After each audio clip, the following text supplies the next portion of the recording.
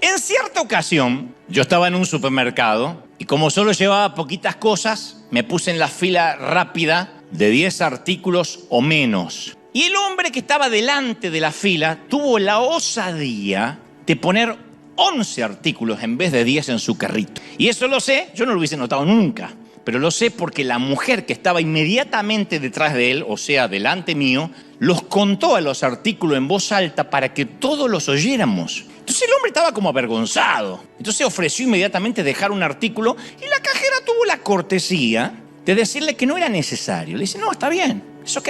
Y esto provocó más la furia de la mujer que estaba atrás. Se ofendió de muerte y usó toda clase de epítetos hostiles, para no decir diarrea verbal, que queda feo, y una fluida verborragia pestilente, para expresar que estaba muy molesta y que estaba muy iracunda. Entonces se acercó hasta incluso la gente de seguridad para ver qué estaba ocurriendo, pues empezó a gritar, parecía que la estaban atacando. Yo me imagino que esta dama cuando llegó a la casa le siguió gritando al pobre marido y a los hijos contándoles sobre este endemoniado que se atrevió a pasar 11 artículos por la caja de 10. Y yo me puse a pensar, ¿qué le pasaría por dentro a esta dama? Digo, bueno, a mí me parece, debido a lo exasperado que fue todo, lo ampuloso que fue, a lo exacerbada que fue su reacción, yo digo, ¿qué tal si esta mujer estuvo juntando bronca y dolor durante muchísimos días, por otras cuestiones, semanas o incluso años, décadas,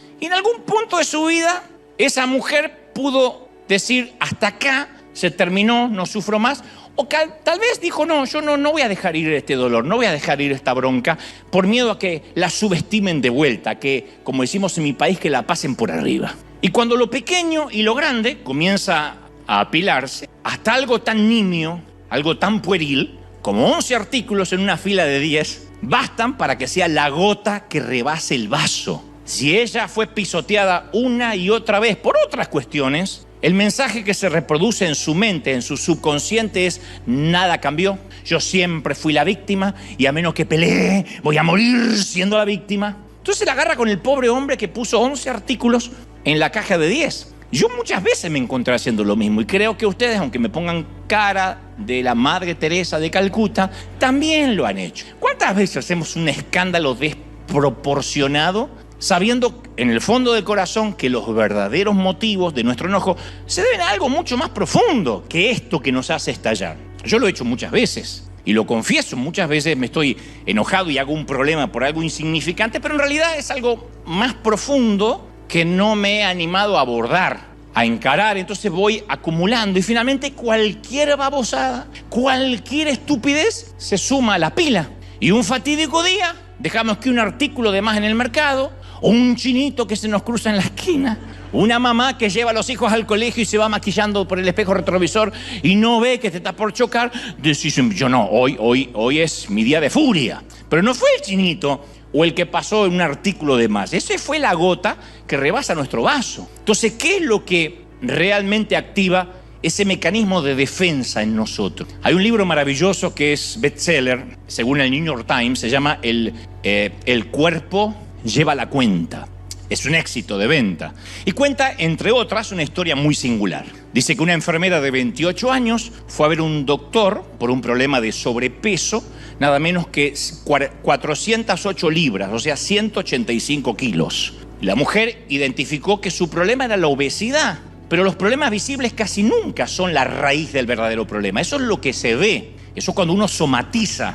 El cuerpo suele somatizar, por eso el libro se llama El cuerpo lleva la cuenta. Cuando interiormente, cuando almáticamente, cuando en el espíritu estamos mal o emocionalmente, el cuerpo de alguna forma nos está lleno de alarmas que nos van diciendo que si nos estamos enfermando es porque bajaron las defensas. De manera que hay que ir a la raíz del problema. Y la mujer había tenido una larga historia de abuso por parte de su abuelo y eso desató un dolor reprimido. Entonces, ¿cómo lidiaba con el dolor? Bueno, comía casi todo el tiempo que estaba despierta, porque la obesidad era su mecanismo de defensa para mantener distancia de los demás, y eso incluía a los hombres, obviamente. Entonces, comer era su único mecanismo de defensa que tenía a mano. Cada uno de nosotros tiene un repertorio personal de mecanismos de protección. Algunos, como esta mujer, comen para volverse invisibles. Otros toman para ahogar sus penas. Como los que dicen, no soy borracho, tomo para olvidar.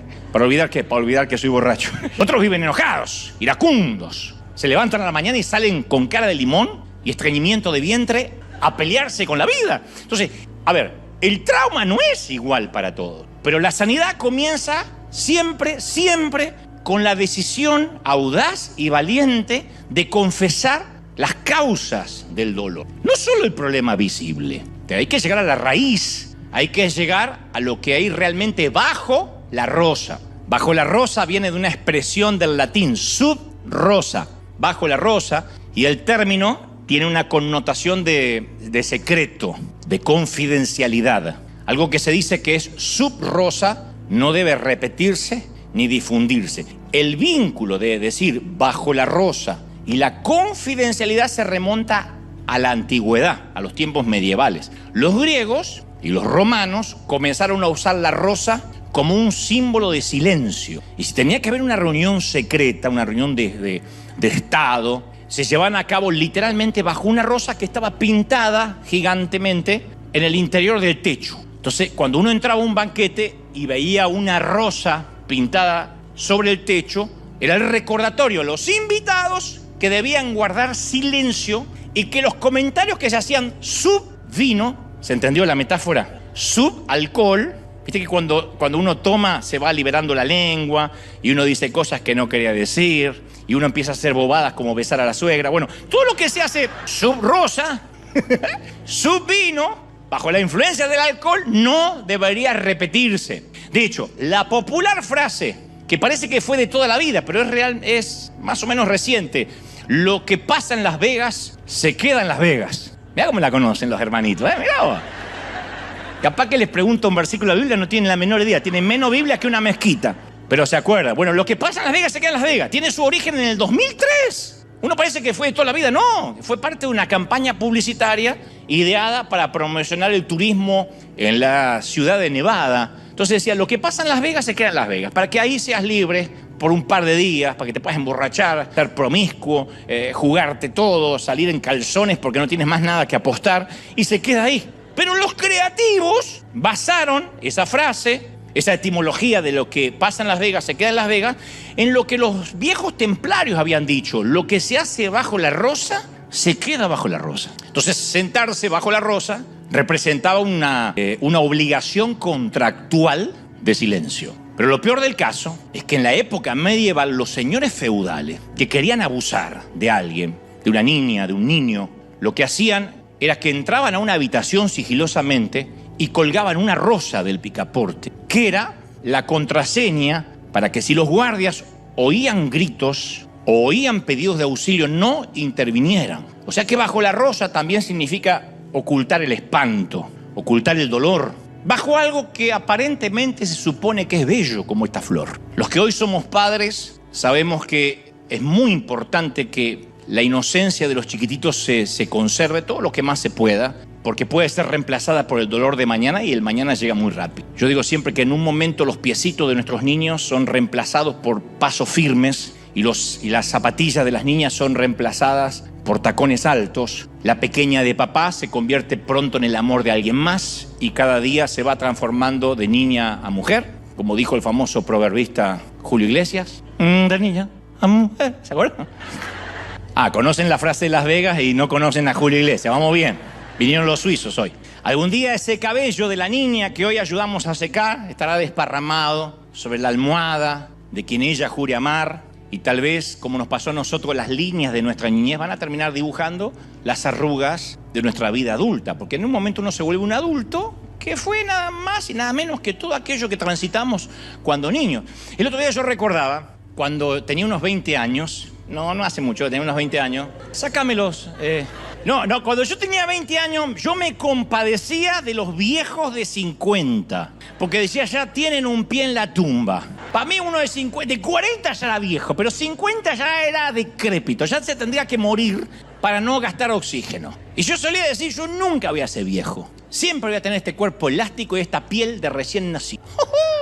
Es más, voy a hacer pis cuando quiero, cuando se me antoje y no cuando la próstata me obliga a ir. Las decisiones que tomé.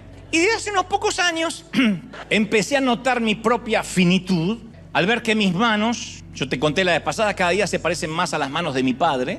No sé cómo cuernos alguien durante la noche trasplantó las manos de mi viejo y me las puso en la extremidad de mis brazos. Yo digo, yo no tenía estas manos. Se parecen cada vez más a las manos de mi padre y me asusta. Además, cuando pasamos los 50, algo le pasa a nuestro cerebro que yo pensé que jamás me iba a pasar. Yo me burlaba de mi mamá. Ahora entro a una habitación y digo, ¿qué venía a buscar?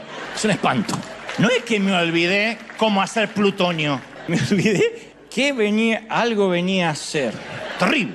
No recordamos el nombre de nuestros hijos. Y le decimos el nombre de todo, hasta de la perra. Vos, Brian, Jason, Lady. No, esa es la perra de todo, menos el nombre del que estamos. Yo me ponía tan mal cuando mi mamá me decía, Sergio, Daniel, Diego, vos, poneme un número y ya está. 4. Encima que me dijeron que yo nací por un susto.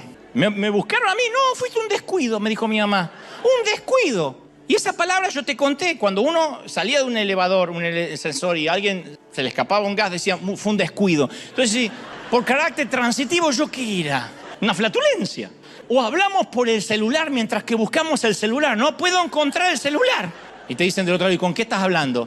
Ay, qué tonto.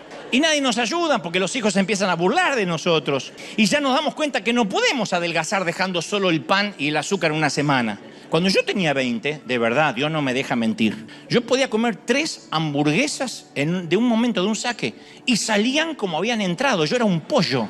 ¿Se entendió la metáfora, no? ¿No te pensás que tenía panza? No. Hoy como 3 hamburguesas y hay que liberar a Willy. O sea, después de los 40, nuestro cuerpo clama por dos cosas fundamentales. Ser gordo y ser feliz. Y yo le voy a dar un consejo a los que tienen más o menos 20 y tanto, que se están riendo a carcajadas. Cada vez que puedas, mirate mucho desnudo frente al espejo, mucho. Pueden abrir la ducha y desnudo, cierran la puerta y se quedan un rato largo, porque un día vas a llorar por esas benditas nalgas, esos muslos firmes, y vas a maldecir la ley de gravedad. Yo sé lo que te digo. Sácate muchas fotos, porque va a llegar el momento en que le vas a echar la culpa que la luz era mala, que el filtro de Instagram ya no sirve como antes, que se me olvidó meter la panza y estirar el cuello y por eso salí vieja, ojerosa, demacrada, gorda, con papada y detonada. Ese día va a llegar. Pero hablando más en serio, lo que hoy somos como adultos es la suma de varios reflejos condicionados de nuestra niñez. Un psicólogo suizo atendía a una paciente que tenía pérdida de memoria a corto plazo. A mí este incidente literalmente me choqueó, porque era una persona que perdía la memoria a corto plazo. Podía recordar incidentes de hace 3, 4 décadas, pero no lo que había pasado hace media hora. Y al comienzo de cada cita se estrechaban la mano, el galeno y la paciente. Y un día el doctor decidió hacer un pequeño experimento. Cuando su paciente le estrechara la mano, él tendría un alfiler entre los dedos. Entonces ella, al sentir el pinchazo doloroso, la paciente retiró rápidamente su mano y obviamente, debido a la patología que tenía, a los minutos ya no había recordado el pinchazo. Sin embargo, a partir de ese día, ella no le volvió a dar la mano, aunque no se acordaba del pinchazo. No sabía bien por qué, pero sentía que no podía confiar por completo en el doctor. Eso se llama el residuo del dolor que queda en el subconsciente. Entonces, durante toda la vida, adoptamos un repertorio, un sinnúmero de reflejos condicionados. Se llama reflejos pavlovianos, donde son mecanismos de defensa que uno no sabe por qué actúa así. Pero si uno tira del elástico o traza la línea de puntos para atrás, nos lleva a la infancia. Algunas son idiosincrasias menores, como una risita nerviosa. Hay gente que se ríe nerviosamente y uno dice, ¿por qué? Porque es mi risa. No, la aprendiste de algún evento que te pasó. Otros son rasgos importantes de nuestra personalidad, como la ironía, el sarcasmo. Otros son destructivos, como las adicciones. Pero estamos mucho más condicionados de lo que creemos. Y como dije al principio, muchos llevamos sobre nosotros el peso, la presión de secretos y traumas muy profundos. No nos damos cuenta. Entonces no podemos llegar y decir, bueno, es que yo, como digo cada domingo, yo ya tengo al Señor, soy cristiano y ya está, se fue todo el pasado. No, el pasado sigue estando subconscientemente.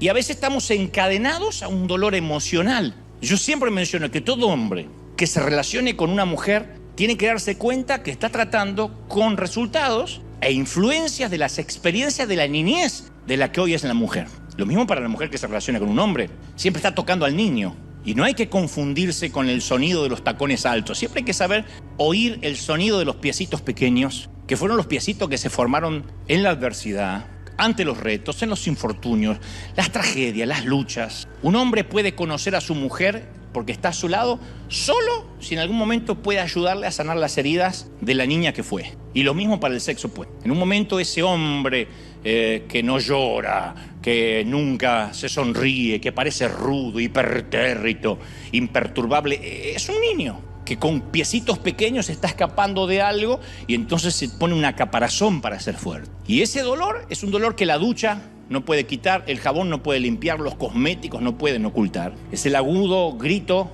del alma angustiada que aún los más cercanos a veces no escuchan. Ahora, Dios sí escucha, Dios puede escuchar esa voz que fue silenciada, porque es la niña la que tiene cautiva a la mujer callada. Y si Dios logra sanar, si permitimos que Dios logre sanar a la niña, la mujer va a ser libre. Si permitimos que Dios logre sanar al niño, el hombre va a ser libre. Algunas veces cuando el dolor fue causado bajo la rosa, es más fácil blindarnos, es el recurso más fácil, es el primer recurso que tenemos como reflejo, blindarnos. Porque cuando uno se cierra, el aguijón del dolor no puede alcanzar a través de un caparazón, porque estamos en un caparazón protector, pero tampoco podemos amar, porque es un estado de purgatorio emocional. Cuando bloqueamos el dolor, también bloqueamos los demás sentimientos y nada ni nadie puede tocarnos en realidad. Sí nos casamos, sí tenemos relaciones, sí tenemos hijos, pero en realidad nadie puede llegar a nosotros. El sexo no nos toca, las caricias apasionadas no logran tocarnos en el lugar que realmente nos duele. Las noches de pasión nos dejan vacíos. Es como si el corazón estuviese encerrado en una armadura. Hace años era muy notorio en los abuelos. Yo tenía una abuela que parecía que no lloraba, se le morían hijos, o sea, mis tíos, y uno diría, ¿y una madre que se le muera un hijo estaría destrozada? Mi abuela parecía que se le había muerto un vecino. Ustedes dirán, qué desalmada. Había sufrido tanto la vieja. Estaba tan curtida del dolor. Bueno, se me murió el Juan. El Juan era lejos. Bueno, hay que seguir adelante, voy a cocinar algo, decía. Uno decía, pero ¿de qué está hecha esta mujer? Y no era que era insensible la alemana, pero cuando uno podía hurgar en su historia de niña, se daba cuenta que era una muerte de un ser querido, casi era una nimiedad, un detalle menor. Hoy en día no somos como mi abuela, afortunadamente, pero sí tapamos el dolor, lo envolvemos de manera que no sintamos ese trauma, pero no tenemos la capacidad de emocionarnos, de amar profundamente. Entonces estamos protegidos del dolor de cualquiera que quiera lastimarnos, pero también estamos solos, vacíos, intocables. Que esto es lo más grave. Entonces estamos haciendo una vida, incluso hacemos el amor dentro de una burbuja.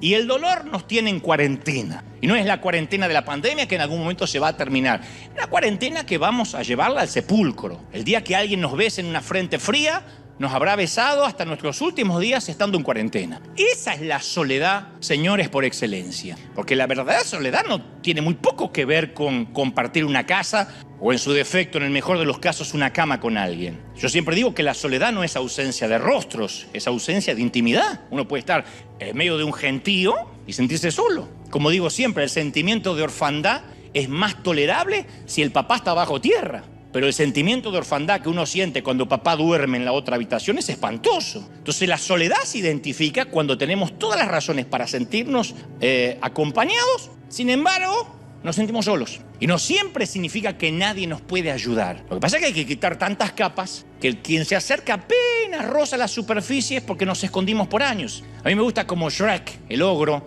se describe a sí mismo con su compañero burro, diciendo que él tiene capas de cebolla. Y le dice, para tu información, burro, los ogros somos muy diferentes a lo que tú crees. No me digan que no conocen Shrek, porque entonces Silvia cree que son suizos. Los ogros somos como cebollas. Y el burro dice, ¿apestan? ¿Te hacen llorar? No, burro, las cebollas tienen capas. Los ogros tenemos capas, ¿entiendes? Ambos tenemos capas. Y así estamos muchos de nosotros, atrapados en capas. David escribió en el Salmo 139, dice, tú creaste, Dios, mis delicadas partes internas. Tú creaste mi cuerpo, me entretejiste en el vientre de mi madre. Gracias, dice él, por hacerme tan maravillosamente complejo.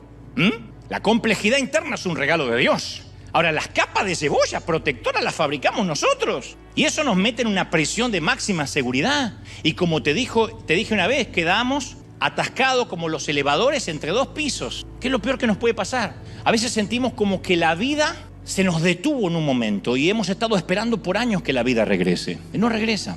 No la vida tal como la soñábamos cuando mirábamos un espejo y nos imaginábamos lo que haríamos cuando adultos. ¿Cuántas niñas juegan a ser adultas? La mayoría se ponen los tacos de su mamá, imitan los peinados de una tía, pero llega alguien y transforma esa pretensión en realidad. Tantos días de jugar a ser grande y un acto de abuso sin sentido le roba la inocencia para siempre. Y mucha de la gente rota de nuestra sociedad es el resultado de secretos trágicos, de haber estado alguna vez bajo la rosa. Si no fue un abuso físico, sexual, es un abuso emocional. Casi la mayoría de mi generación tuvimos abusos emocionales. La manera de que nos hablaban los maestros, que afortunadamente cambió, la manera en que los padres estaban acostumbrados a hablarnos. Pero sos estúpido, pero ¿qué tenés en la cabeza? Sos tarado. Eso era una cosa que cuando uno es chiquitito uno lo absorbe. Y hay chiquititas o chiquititos que son abusados de cualquier manera, tanto tiempo jugando a ser adultos o adultas, de querer dejar de sentirse como niñas, pero después de ese incidente bajo la rosa ya son demasiado adultas para seguir siendo niñas y demasiado niñas para seguir siendo adultas. Entonces son la generación olvidada, atascadas entre dos pisos. Y ni siquiera son una estadística, porque para hacer una estadística lo tienen que decir. Si se lo callan, como la mayoría nos hemos callado, ni siquiera somos una estadística. Y las hay entre las mujeres ejecutivas, sirvientas, blancas, negras, atractivas, comunes, gordas, anoréxicas, promiscuas, frígidas, anglosajonas, hispanas. Los síntomas son diferentes, pero el dolor es el mismo. Y para estar hecha a pedazos no se necesita ser pobre, porque a veces pensamos que esto es patrimonio de la falta de recursos. No, el dolor maneja un Porsche, maneja un Mercedes. El dolor no solo está cortando el césped ajeno o limpiando mugre de alguien más. El dolor colecciona también palos de golf y está vivito y coleando en Beverly Hills. Si no, no habría suicidios entre los que coleccionan Oscar sobre la chimenea. Y algunos no fueron atacados directamente, pero han sido espectadores, víctimas de todas maneras. ¿Cuántos de nosotros vimos crímenes donde la víctima y el victimario estaban relacionados con nosotros, el pequeño testigo? ¿Cuántos crecimos en algo que para nosotros era común, en violencia doméstica? Y nos acostumbramos que el viejo era así. Mamá nos decía, y bueno, papá está borracho, vos sabés que se pone violento cuando toma, pobrecito. O mujeres que son golpeadas y dicen, bueno, es que le dejan el ojo así, dice, bueno, pero es que yo lo puse loco, pobrecito, si él sabe que no le gusta que le dé el arroz medio tibio, justificando. Y algunos nos criamos en cuadriláteros de boxeo. Fuimos los testigos de una pesadilla eterna. Y nuestras memorias deberían estar llenas de aroma de café con leche y tostada, no llenas de náusea mental. Y esos recuerdos se juntan a nuestro alrededor como los vapores en un espejo luego de una ducha caliente. Se cerró el grifo, pero el vapor queda en el aire. Toda la vida si no sanamos. Y yo te digo una cosa, Dios es el único que tiene la habilidad de borrar lo que el sexo, lo que el vino, lo que el dinero no puede hacer desaparecer. Dios es el surcidor de muñecas rotas. ¿Sí o no? Es quien sana el trauma de ese hombre que simula rudeza o esa mujer con esa mirada vacía que ni el mejor delineador puede ocultar. No sé si alguna vez viste la mirada perdida de alguien que estuvo en el infierno y fue quemada o quemado por una historia que no tiene el valor de contar. Hay gente así que se tuvo que forjar a fuerza de estar en hogueras, literalmente. Lo más probable es que ocultemos el dolor, más si venimos a la iglesia, donde hay una cosa implícita de que tenemos que ser hipócritas. Pero otros no lo pueden ocultar, y entonces como aquella mujer en el supermercado un día hacen un escándalo por una nimiedad, porque parece ser la única protección que puede reunir por sí misma. Yo no me voy a dejar pisotear. Se habrán abusado de mí cuando era una niña, pero ahora si me pasan un artículo de más por la caja de 10, lo voy a ahorcar. Y se parece a un gatito haciéndose pasar por un león con la esperanza que debajo de su gruñido nadie descubra que no hay dientes, sino lágrimas. Y es una vasija agrietada por donde se les va escurriendo la vida, se nos va escurriendo la vida. Y para una persona así, con dolor, yo sé lo que te digo, es muy difícil mantener las relaciones. Porque parece que las relaciones se escapan de los dedos como la arena que se aprieta demasiado fuerte. En San Juan capítulo 4 el Señor se encuentra junto al pozo, tiene sed, a una mujer samaritana y Jesús le dice, llama a tu marido y ven acá. Una suerte de pregunta trampa, porque ella dice, no tengo marido. Y Jesús le dice, hiciste muy bien en decirme eso, porque 5 maridos tuviste. Y el que ahora tienes tampoco es tu marido. Pues es una aventura, así que has dicho la verdad. Le gustó que la mujer le diga la verdad. Y la gente que ha sufrido siempre está buscando a alguien sobre quien depositar el dolor, la carga de su dolor. Y el único que conozco que le atrae llevar cargas ajenas a Jesús. Todos los hombres se cansan. Todas las mujeres se cansan, se rinden y se van, porque el peso excesivo siempre hunde el bote, aunque sean dos. Si pones demasiado peso sobre hombros humanos, van a fallar, vamos a fallar. Muchos suponen que su pareja le va a dar estabilidad. Aquí hay gente soltera y dice, ay, no, yo me siento así porque estoy sola. Pero el día que tenga alguien con quien compartir y enredar las piernas de noche, no te va a dignificar. No digo que no vayas a ser feliz, pero no vas a dignificarte. Se van a terminar decepcionando mutuamente, porque van a decir, vos nunca me apoyás, y el otro va a decir, pero vos no me apoyás a mí. Y el problema no es la falta de amor, sino las expectativas imposibles. Es la creencia que nuestra alma puede encontrar estabilidad anclándose a otra alma humana que también se hunde. Y se atan el uno al otro y ambos terminan naufragando. Pensé que me ibas a salvar, y otro dice, no, pensé que me ibas a salvar tú. El problema es que no nos podemos salvar unos a otros. Necesitamos anclarnos a un alma que no necesite salvarse a sí misma. Ahí es donde entra en cuadro Jesús. A nadie le atraen los problemas, excepto a aquel que los soluciona. Yo sé que es irónico, pero aún a los hombres rotos les atrae una mujer completa. Qué irónico que es, ¿no? Ellos quieren algo que no pueden ofrecer. Desean algo de ella que él no posee. Así somos todos, exigimos algo que no damos. Y una mujer en pedazos suele buscar en una relación a alguien que la salve. Y el hombre también busca en esa mujer a alguien que lo salve. O por lo menos alguien que le pruebe que no es como la relación anterior. ¿Y quién desea comenzar una relación compitiendo con un montón de fantasmas del pasado? Jesús se encontró en el pozo, junto al pozo, a una mujer así. Había tenido muchas relaciones y cuando la conoció estaba involucrada en una aventura extramarital. Ahora, Jesús pudo haber castigado, y con razón, a los hombres que abusaron de ella, le robaron la dignidad. Pero él pasó la etapa de culpar al otro y le preguntó a la mujer sobre su sed interior. Jesús no perdió tiempo atacando a los oportunistas que se habían pegado a su vida como parásitos. Él sabía que ellos eran el síntoma, pero ella tenía el problema, la patología. Jesús sabía que debajo de todas esas relaciones que ella había tenido no era porque era promiscua, sino que estaba desesperada por beber algo que la saciara. Y todas las relaciones con esos 5 hombres no la habían saciado. No es que quería satisfacer su líbido, sino la sed de su alma. Y cuando estamos sedientos de amor, tomamos pésimas decisiones. Jesús le dice, todo el que beba de esta agua no tendrá sed jamás. El que beba del agua que yo le daré no volverá a tener jamás de él, nunca más sed, sino que tendrá en su interior manantiales de agua viva. Eso es maravilloso. ¿Sabes lo que es no tener sed? No necesitar más nada. O sea, al otro lado de nuestro silencio, Dios tiene un pozo que sacia las almas heridas de la humanidad rota. Había una poetisa británica maravillosa que yo suelo leer mucho, leí bastante, se llama Steve Smith, y que atribuía gran parte de su escritura a una niñez muy difícil. Y su poema más famoso data de 1957. Yo hice un mensaje con el título de ese poema que dice, no estoy saludando, sino estoy ahogándome. Hablaba de un hombre revolcándose en la marea que no es capaz de conseguir ayuda a los que están en la orilla. Entonces el tipo hace así y asumen que está saludando. Así que continúa su camino, probablemente hasta le responden el saludo, chao, y el tipo dice, oh. Nadie se da cuenta que está pidiendo ayuda, que está pidiendo socorro. No estoy saludando, sino me estoy ahogando. Y a veces cuando somos niños ni siquiera sabemos pedir ayuda. Nos estamos ahogando y creen que estamos saludando. Mira, las viejas heridas tienen muy buena memoria, pero tienen unas destrezas interpretativas muy pobres, abismalmente pobres. Porque si bien el dolor es cierto, a veces cuando somos niños interpretamos mal. Cuando somos niños interpretamos incorrectamente lo que pasó y editamos. Y llegamos a conclusiones equivocadas. Si el matrimonio de nuestros padres fracasó, inevitablemente lo personalizamos cuando somos chiquitos. Yo escuché a muchos niños decir, si yo capaz que ordenaba mi cuarto, mi papá se hubiese quedado en casa. Mamá se fue porque traje malas calificaciones. Siempre pensamos, tuvo que haber sido mi culpa porque yo nací. Yo te conté que hace 48 años atrás, mis padres tuvieron una discusión, 48 años, yo tenía 6 años, no saquen cuenta, tengo 54, gracias a Dios. Tuvieron una discusión y mi papá tomó un arma que tenía, intentó quitarse la vida. Fue un momento muy álgido, muy acerbo en la vida, porque el cáncer de mi mamá llegó para arruinarlo todo,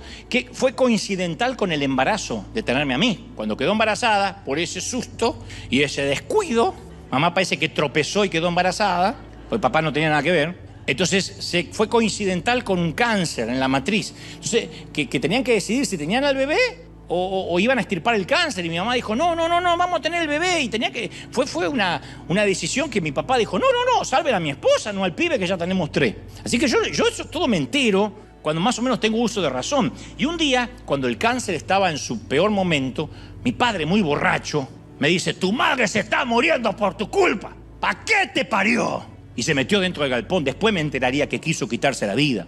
Y aquel día él me miró a los ojos y no vi otra cosa que odio. Y yo amaba a mi papá. Y en mi mente de niño yo pensé: no puede estar equivocado, porque es tu papá el que te dice que eres hermosa o que eres un campeón. Es tu papá el que te lleva sobre los hombros. Es tu papá el que pelea con los monstruos debajo de la cama. Es tu papá el que, si eres niña, te dice que vales mucho y no te conformes con el primer tipo que te diga que eres bonita. Y ese día yo pensé que algo terrible había en mí. Y decidí que nunca más nadie se iba a acercar a mí lo suficiente como para ver lo que mi papá había visto. Nadie se va a dar cuenta que yo nací fallado. Nadie. Y esa mortal estrategia afectó mi relación con Dios mucho tiempo. Porque yo dije: yo tengo que ser un hombre que le agrade a Dios para que nunca vea nada en mí de manera que me deje de amar. ¿Cómo yo iba a soportar aquella mirada ya no de mi papá terrenal, sino de Dios? Y es una senda que mucha gente recorre hoy en día. Escucho a mucha gente que lidia con una imagen distorsionada de sí mismo por sucesos del pasado que ni fueron así.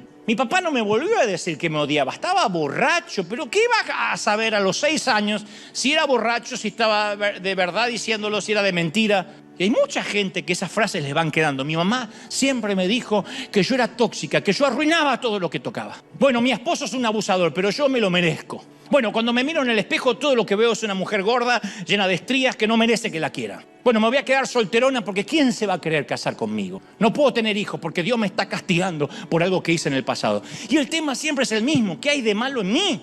Las viejas heridas tienen muy buena memoria, gente, ¿eh? Muy buena memoria. Son timadoras. Nos van timando, nos van engañando. Y lo que es peor, si no logramos verlas en nosotros y permitir que Dios las sane, empezamos a proyectarla en los demás. Yo quiero que me sigas. ¿Me siguen hasta ahí, sí o no? Los de acá y los suizos, ¿me siguen? Yo quiero que pensemos juntos en esto un momento. Piensa un momento en las personas que realmente te molestan mucho, que te exasperan solo con su existencia. No se me hagan los papas Francisco, porque no les voy a creer.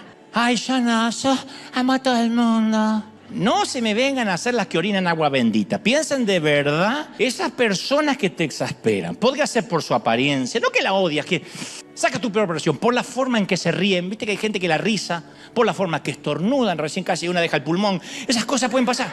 Por el tono de voz. Esa gente que siempre opina de algo, nunca te dice: de eso yo no sé. De lo que sea opina, sabe quién va a salir campeón del mundo, cómo se arregla el problema de las Naciones Unidas, qué fue lo que la Organización Mundial de la Salud, cuál es la vacuna que resulta. Aunque maneje un taxi, sabe todo. Y uno le da bronca. Y vamos a indagar porque esto es un ejercicio muy interesante. ¿Me siguen, sí o no? Yo te voy a hablar del tipo de persona que me molesta a mí.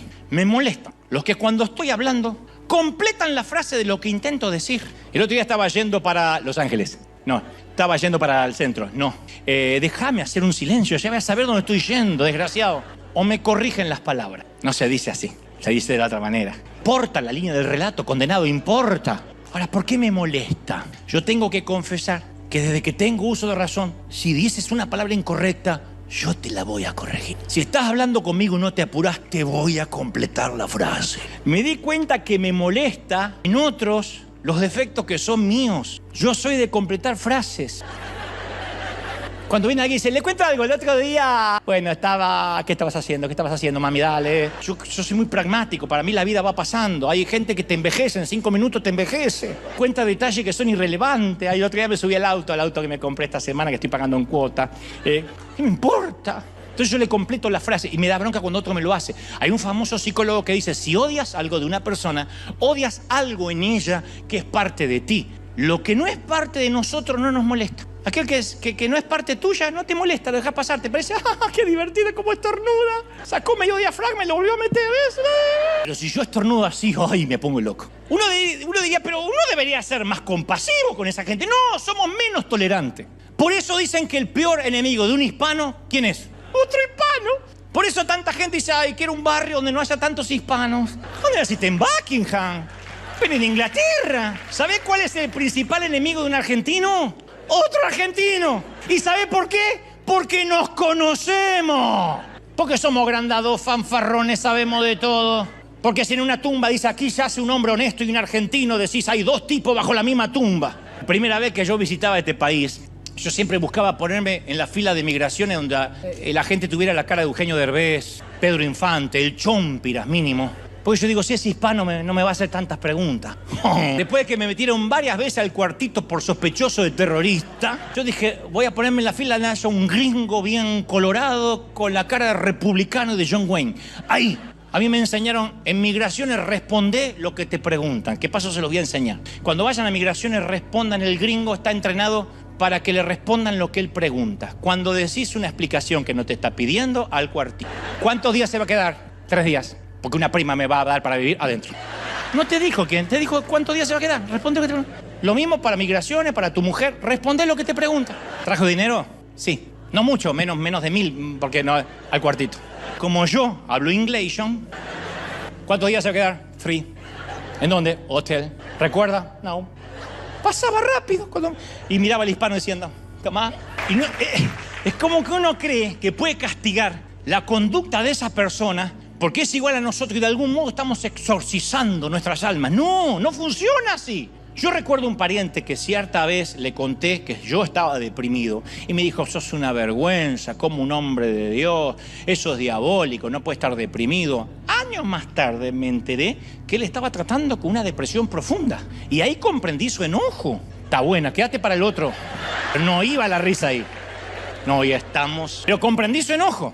Estaba intentando este caballero desesperadamente mantener sus propias nubes negras en secreto. Entonces, en realidad esos sentimientos son un rechazo a quienes somos. Es esconder quiénes somos. Tiene que ver con nuestros pies pequeños otra vez. Con lo que alguna vez nos sucedió bajo la rosa y hoy proyectamos en otro. No soporto tal cosa. ¿Por qué no la soportamos? Eso forma nuestro sistema de creencias. O sea que durante la pandemia nos familiarizamos con la frase no hay camas disponibles. ¡Qué horror! Pero esto se debe a que hay un momento donde hay gente que recibió suficiente ayuda, no estaba entre los pacientes más críticos y se los enviaba a casa. Bueno, en la vida hay que pararnos en algún momento cuando hay que hacer. Nunca vamos a poder ayudar a otros si nos quedamos de por vida en la cama del hospital. Hay que levantarnos y ayudarle a alguien a sobrevivir lo que nosotros ya supimos. Hay mucha gente que necesita la cama en la que estamos. Y mientras que vamos sanando a otros, nos vamos sanando nosotros, porque yo no empecé hablar este tipo de cosas porque ya soy sano, porque tengo todo asumido.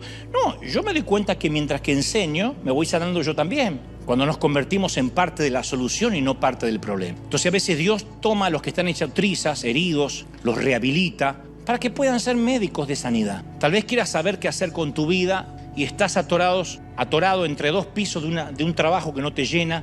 Todos los días estás envejeciendo un poco. Quieres hacer algo que realmente importe para cuando te hayas ido. Y tiene mucho significado acostarnos por la noche y saber que le hicimos la diferencia en la vida de alguien. Porque nuestro propósito está donde estuvo nuestra miseria.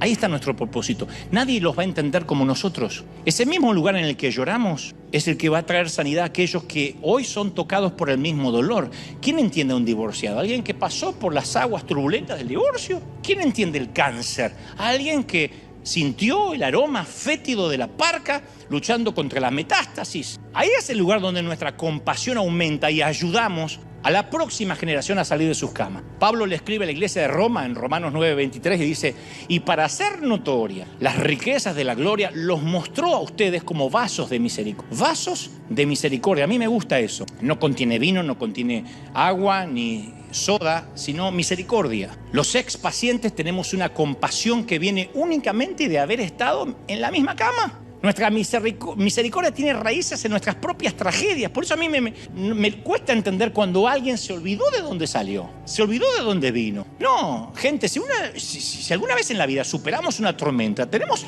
una actitud muy distinta en comparación que aquel que siempre vivió bajo el sol abrasador de la primavera. Entonces hay que enseñarle a la próxima generación cómo evitar la escuela de los golpes duros. ¿No sería buenísimo enseñarle a nuestros hijos de modo que no enfrenten lo que nosotros enfrentamos? ¿No sería buenísimo salvarlos de algunas tormentas, de algunos traumas? O al menos ayudarlos en el camino. Si no podemos salvarlo, ayudarlo. Es decir, yo no te voy a condenar, yo estuve ahí. Tenemos que salvar los pies pequeños, porque serán los tacones altos de mañana o los pasos firmes del mañana. En el servicio del amor, solo los soldados heridos pueden servir. Quien es llamado para ayudar y servir a otro, porque lleva bien sus heridas. Yo creo que las cicatrices son subyugantes, son no solo aleatorias, sino que también atraen. A mí me gustan las cicatrices. Cuando sanamos no hay que ocultar las cicatrices. Seducen. Las cicatrices son la historia de la vida. Quien no tiene ninguna herida es que nunca peleó una batalla. Nunca.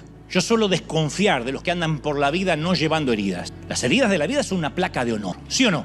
Las heridas muestran que no nos retiramos, que no nos rendimos, que de tanto en tanto nos dieron una paliza, pero no nos fuimos. Y como digo siempre, si no estás peleando en el barro conmigo y no te dieron una buena paliza como a mí y estás opinando sentadito desde las redes sociales, no estoy interesado en tu opinión. Pero peléate conmigo en la vida, ten las mismas cicatrices y entonces sí, vamos a pelearlas juntos.